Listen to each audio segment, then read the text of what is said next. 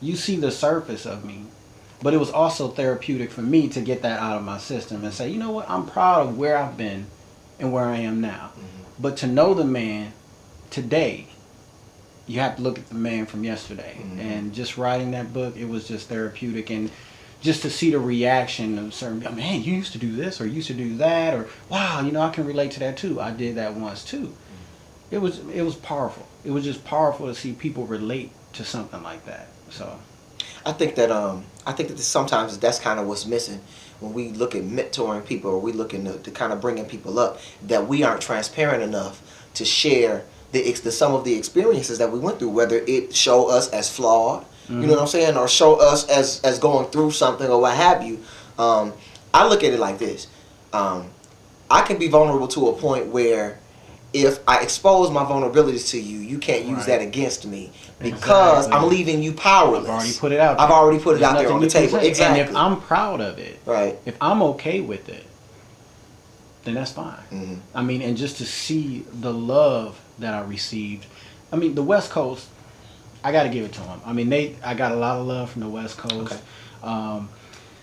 Somewhat in the Midwest, it's just kind of sad that my own state, I don't do that well, and I'm not afraid to admit it, but I don't do that well in Michigan, not even in my hometown. Wow. So that's kind of disappointing to some degree. Right.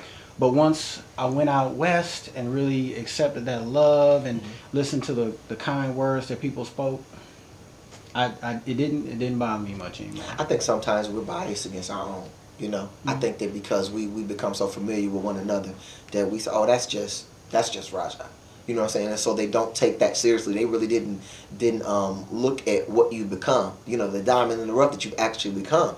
And again, man, that book, phenomenal book. So what? I gotta tell you, I was listening to an author, and we were just bouncing some things back and forth, and he said, you know what? The problem that I have with communities, and I'm assuming that he was from a small community as well.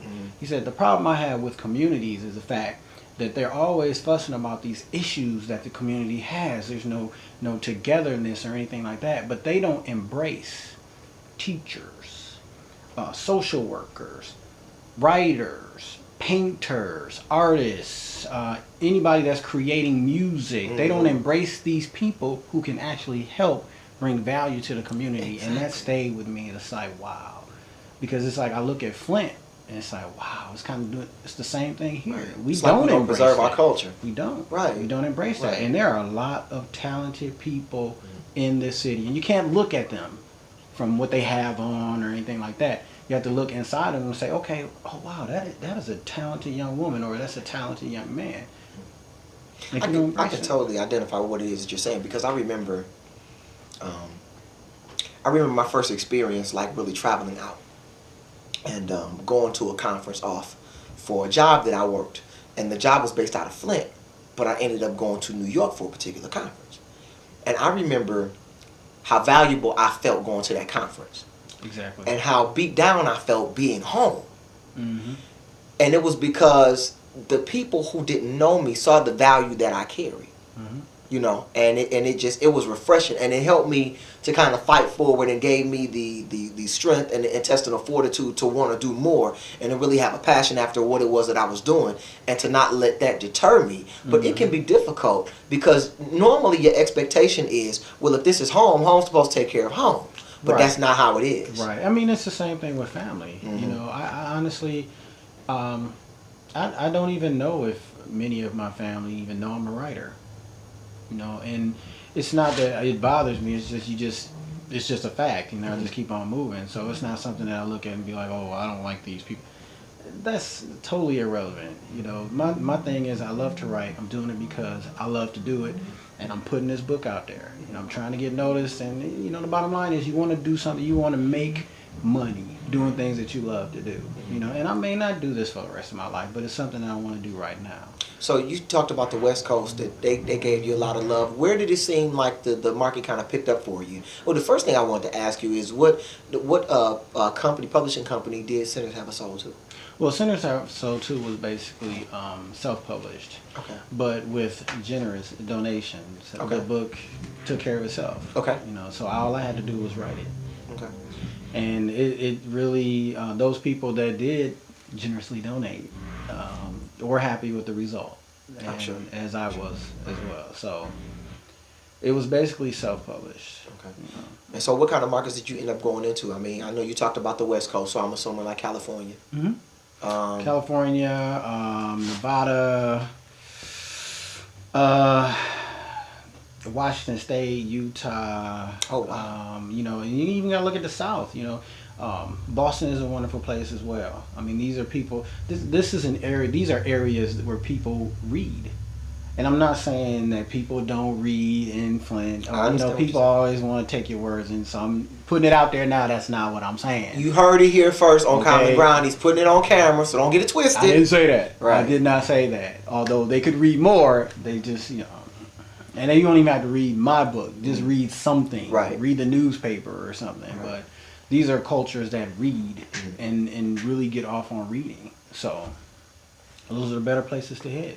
Well, definitely, man. We're going to come and we're going to talk about this new release that you got going. He's giving us a little bit into the world of Jarvis Smart. So stay tuned. We'll be back right here on Common Ground.